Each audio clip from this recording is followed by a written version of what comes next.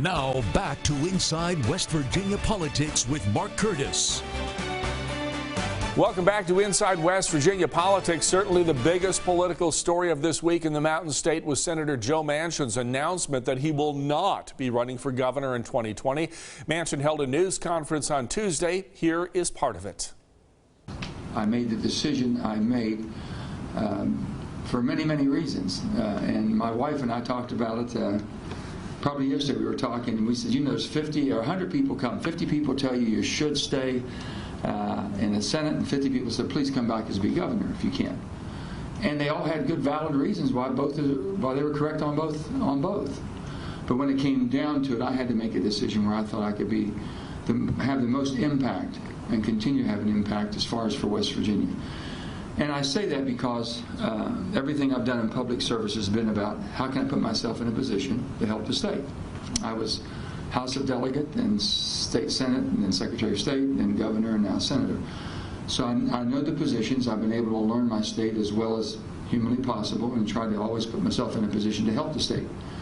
So I have a national audience in Washington. I'm able to brag on West Virginia all the time, and when they do the crazy stuff they do on a daily basis, I'm able to say, back home in West Virginia, we don't do things that way. We weren't raised that way. It's really our culture of who we are is not to be that contentious.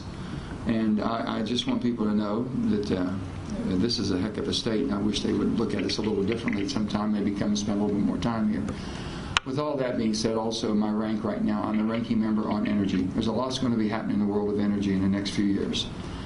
Being a ranking member, that means I get to set policy. I get to make sure that West Virginia is not left out, that the coal will be produced and it's going to be needed differently than it has been, but we're still going to have a large metallurgical demand for the best metallurgical coal in the world.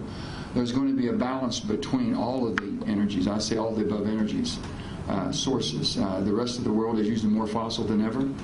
We better find the technology that we can, and it should be found and developed right here in West Virginia, and it should be something we can manufacture that helps clean up the environment around the world. Because China's going to be using it, India's using more than ever, they're not going to throttle back at all. And there's still a need to have baseload fuel.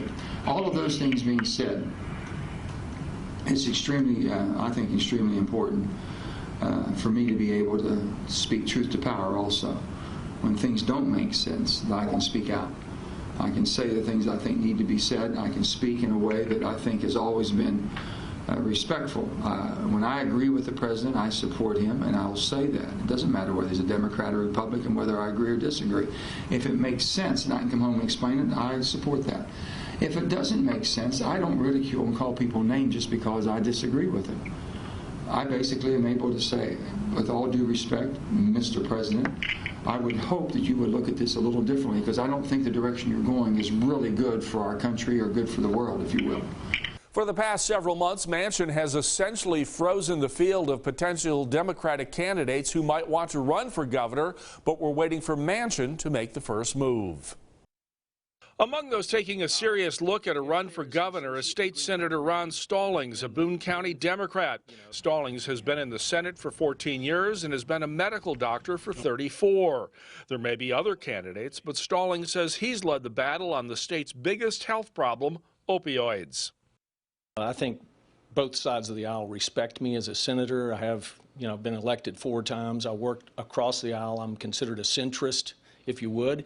There are already 3 Republicans declared in their primary. Political watchers now believe with Joe Manchin out of the picture, there may be that many Democrats or more in the race. Among others being talked about as potential Democratic candidates for governor are House Minority Leader Tim Miley from Harrison County and former Senate President Jeff Kessler of Marshall County, who ran for governor in 2016. Well, I think that's the water cooler talk, to use a dated reference, all around West Virginia today now is who else is getting in this race. And you may either see a bunch of people get in the race, or you may see people take a pass because they don't want to be the sacrificial lamb in November.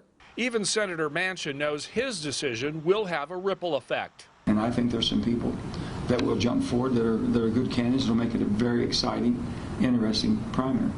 The West Virginia primary election is Tuesday, May 12th. As of now, there are 3 declared Republicans running for governor. They are the incumbent, Governor Jim Justice, former Commerce Secretary Woody Thrasher, and former Delegate Mike Folk. Stephen Smith is so far the only declared Democrat in the race. We'll have more of Inside West Virginia Politics after this break.